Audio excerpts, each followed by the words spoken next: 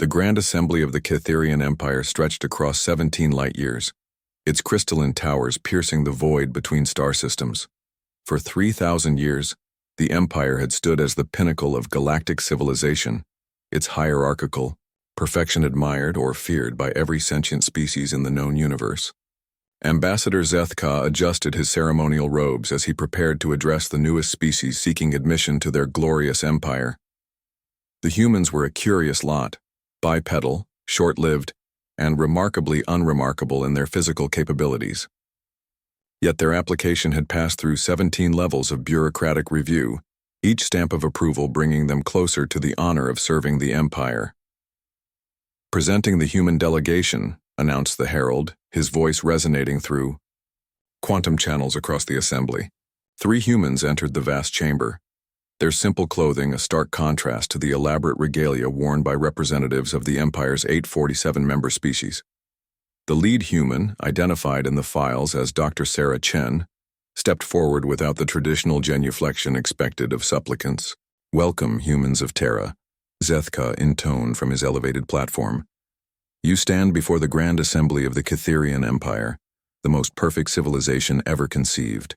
For 3 millennia, we have brought order to chaos, structure to anarchy, and purpose to the aimless wanderings of lesser species." Dr. Chen nodded politely. Around her, representatives from hundreds of species watched with the detached interest typical of such proceedings.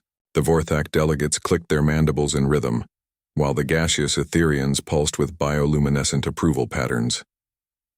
"Your species shows promise," continued Zethka, consulting his data tablet. "Your technological development follows expected patterns. Your population growth is within acceptable parameters, and your social structures demonstrate the proper respect for authority. We are prepared to offer you associate membership, with the possibility of advancement to full member status within 500 standard years." The offer sent ripples of approval through the assembly. Associate membership was typically granted only after decades of deliberation. Dr. Chen tilted her head slightly. "Thank you for the generous offer, Ambassador. Before we proceed, I have a question about the Empire's structure." Zethka's chest swelled with pride. Questions about the Empire's perfection were always welcome. They provided opportunities to showcase the brilliance of Cytherian design. "Ask freely, human. Our system is a marvel of efficiency and order."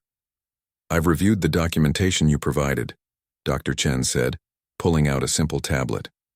"The Empire operates on a strict hierarchical system with the Cytherian High Council, at the apex followed by senior species, standard members, associate members, and finally, protectorate species. Each level has specific rights, responsibilities, and privileges." "Precisely," Zethka beamed. "Perfect order, with each species knowing their place and role in the greater design.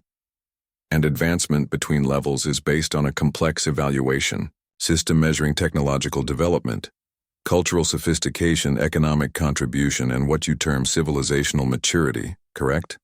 "Absolutely. Only through such rigorous standards can we maintain the Empire's excellence." Dr. Chen nodded thoughtfully. "I see. And this system has remained essentially unchanged for 3,000 years? Why would we change perfection?" Zethka spread his forearms in a gesture of obvious superiority. "The system works flawlessly."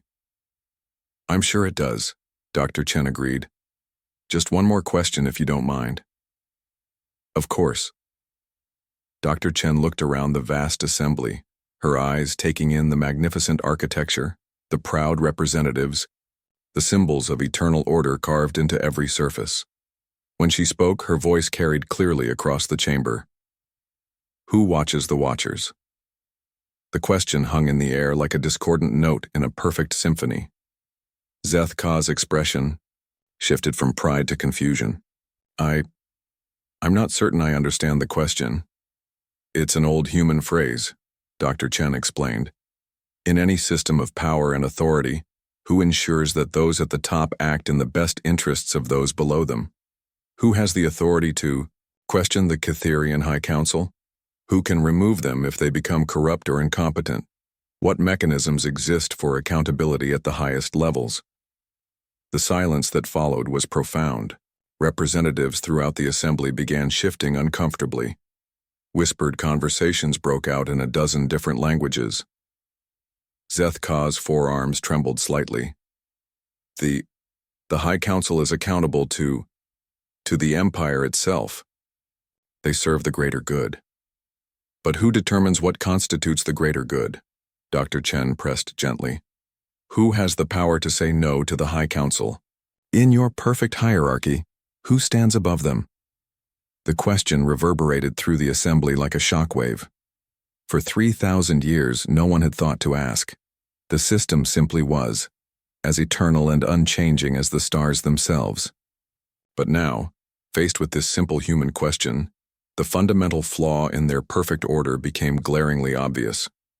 The Catherian High Council answered to no one.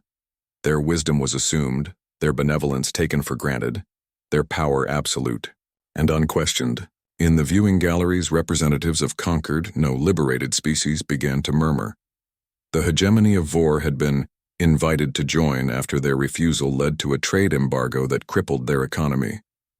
The peaceful Republic of Nexus had been convinced to join after Catherian ships began patrolling their space for their own protection.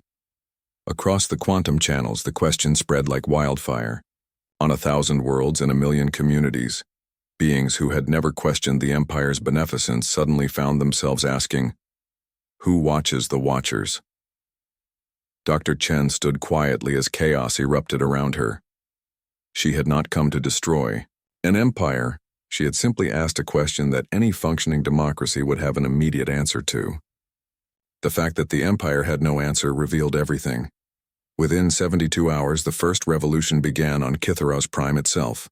Within a month, 200 systems had declared independence.